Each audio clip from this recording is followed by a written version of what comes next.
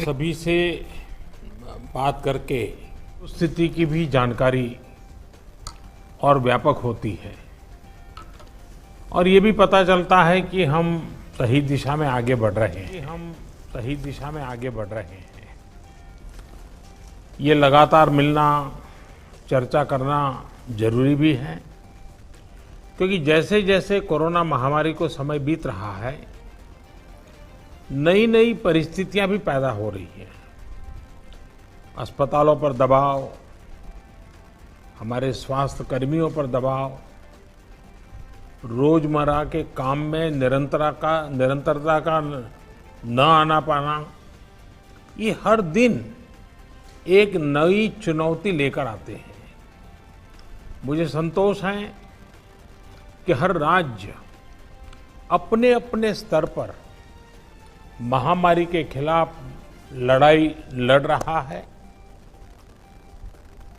और चाहे केंद्र सरकार हो चाहे राज्य सरकार हो, हम अनुभव कर रहे हैं कि हम लगातार एक टीम बनकर के काम कर पा रहे हैं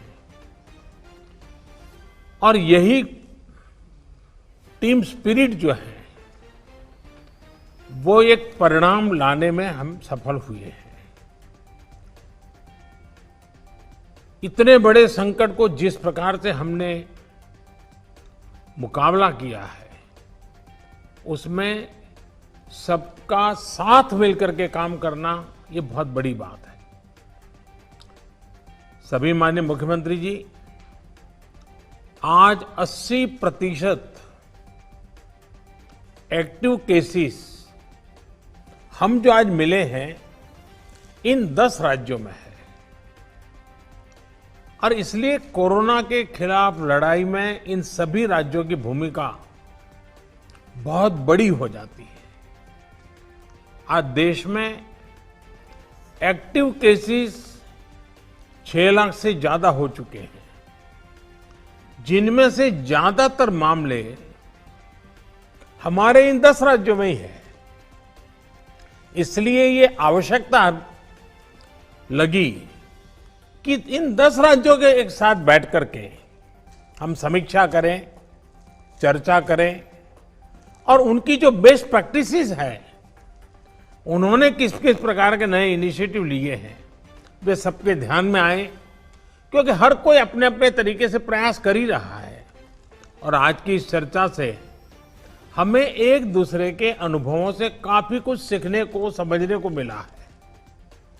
कहीं न कहीं ये एक भाव आज निकल कर आया है कि अगर हम मिलकर अपने इन 10 राज्यों में कोरोना को हरा देते हैं तो देश भी जीत जाएगा।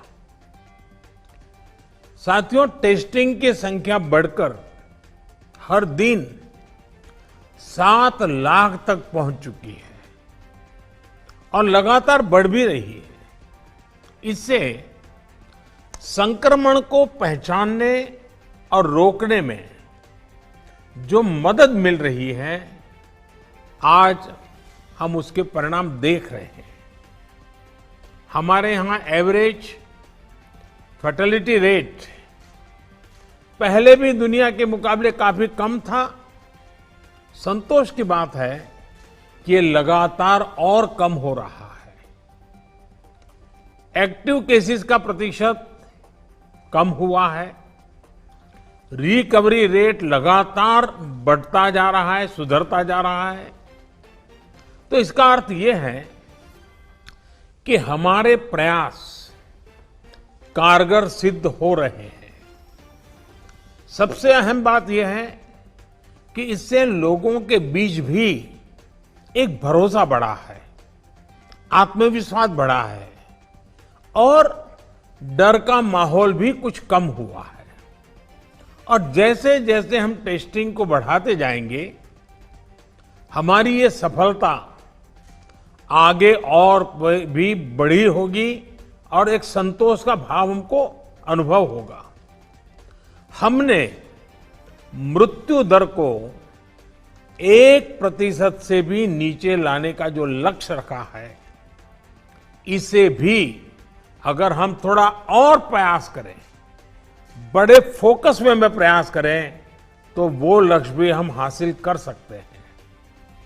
अब आगे हमें क्या करना है, कैसे बढ़ना है, इसे लेकर भी काफी स्पष्टता हमारे बीच में भी उभर करके आई और एक प्रकार से ग्रास रूट लेवल तक सब लोगों के दिमाग में पहुंच गया है। भाई क्या करना है, कैसे करना है, कब करना है, बात हिंदुस्तान के नागरिक तक हम पहुंचा पाए हैं।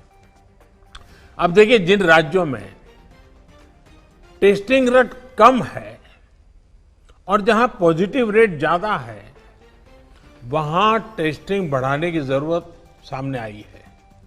खासतौर पर बिहार, गुजरात, यूपी, पश्चिम बंगाल और तेलंगाना, यहां टेस्टिंग बढ़ाने पर खास बल देने की बात हम लोगों की बातचीत में से उभर करके आ रही है। साथियों, अब तक का हमारा अनुभव है कि कोरोना के खिलाफ कंटेनमेंट, कॉन्टैक्ट ट्रेसिंग और सर्वेलेंस, ये सबसे प्रभावी हथियार है। अब जनता भी इस बात को समझ रही है, लोग पूरी तरह सहयोग भी कर रहे हैं। ये जागरूकता की हमारी कोशिशों से एक अच्छे परिणाम की तरफ हम आगे बढ़े हैं। हम क्वारंटाइन की व्यवस्था इसी वजह से आज इतने अच्छे तरीके से लागू कर पा रहे हैं। एक्सपर्ट्स अब ये कह रहे हैं कि अगर हम शुरुआत के 72 घंटे में ही केसेस की पहचान कर ले तो ये संक्रमण काफी हद तक धीमा हो जाता है।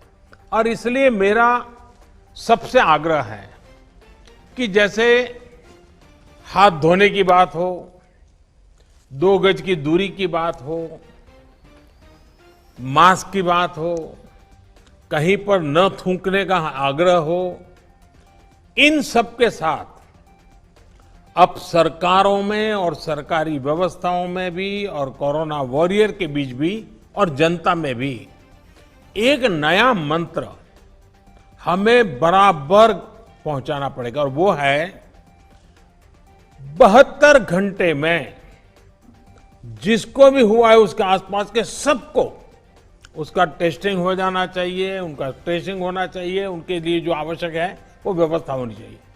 अगर ये 72 घंटे वाली फॉर्मूला पर हम बल देते हैं तो आप मानिए कि बाकी जो जो चीजें हैं उसके साथ अब इसको जोड़ देना है कि 72 घंटे के भीतर भीतर इन सारे कामों को कर लेना है।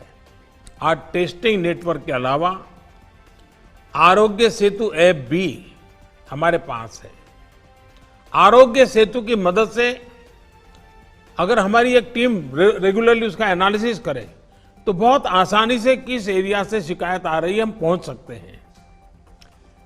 हमने देखा कि हरियाणा के कुछ जिले, उत्तर प्रदेश के कुछ जिले और दिल्ली एक ऐसा कालखंड आया कि बड़ी चिंता का विषय बन गया। सरकार ने भी दिल्ली में ऐसी घोषणा की कि लग रहा था कि बड़ा संकट पैदा होगा। तो फिर मैंने एक रिव्यू मीटिंग की और हमारे होम मिनिस्टर श्रीमान अमित शाह जी को नेतृत्व में एक टीम बनाई और नए सिरे से सारा अप्रोच किया। उन 5 जिलों में भी और शहर में भी, दिल्ली में बहुत बड़ी मात्रा में हम जो चाहते हो परिणाम ला पाए। मैं समझता हूं कि कितना ही बड़ा कठिन चित्र दिखता हो, लेकिन सिस्टमेटिक तरीके से अगर आगे बढ़ते हैं तो चीजों को हम हफ्ते 10 दिन में अपने तरफ मोड़ सकते हैं। और हमने अनुभव करके देखा है। और इसी रणनीति के भी जो मुख्य बिंदु यही थे, कंटेनमेंट जोन्स को पूरी तरह से अलग कर देना, जहां जरूरत पड़े वहां माइक्रो कंटेनमेंट का भी आग्रह करना, 100% स्क्रीनिंग करना, रिक्शा, ऑटो रिक्शा चालक और घरों में काम करने वाले लोगों को भी और अन्य हाई रिस्क लोगों की स्क्रीनिंग पूरी कर लेनी चाहिए। आज इन प्रयासों का परिणाम हमारे सामने है। हॉस्पिटल्स में बेहतर मैनेजमेंट, आईसीयू बेड्स की संख्या बढ़ाने जैसे प्रयासों ने भी बहुत मदद की है। साथियों, सबसे ज्यादा प्रभावी आप सबका अनुभव है।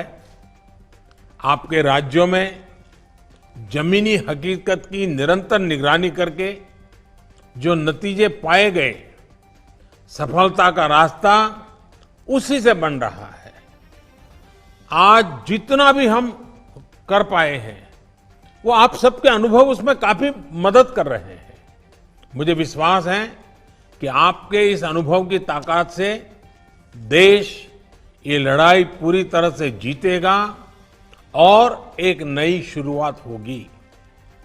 आपके और कोई सुझाव हो, कोई सलाह हो, तो हमेशा की तरह मैं हर समय आपके लिए उपलब्ध हूं। आप जरूर बताइए। और मैं आपको विश्वास दिलाता हूं, सरकार के सभी अधिकारी भी आज मौजूद थे। जिन जिन बातों का आपने जिक्र किया है, जिसकी चिंता करने के लिए कहा है, टीम पूरी तरह तुरंत ही उसको आगे बढ़ाएगी। लेकिन हम जानते हैं कि ये जो कालखंड होता है सावन, भादो और दिवाली तक का, तो कुछ बीमारी का और बीमारियों का भी माहौल बन जाता है, उसको भी हमें संभालना है।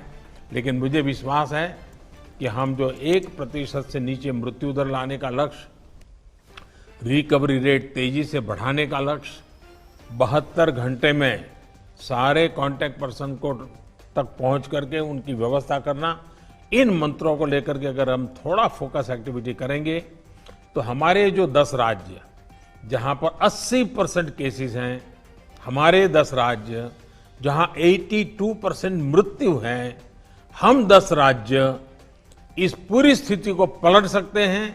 हम 10 राज्य मिलकर के हम भारत को विजयी बना सकते हैं और मुझे विश्वास है कि हम इस काम को कर पाएंगे। मैं फिर एक बार, आपने बहुत समय निकाला, समय की कमी के बावजूद भी बहुत ही अच्छे ढंग से आपने अपनी सारी बातें रखी हैं। मैं आपका बहुत बहुत धन्यवाद करता हूं।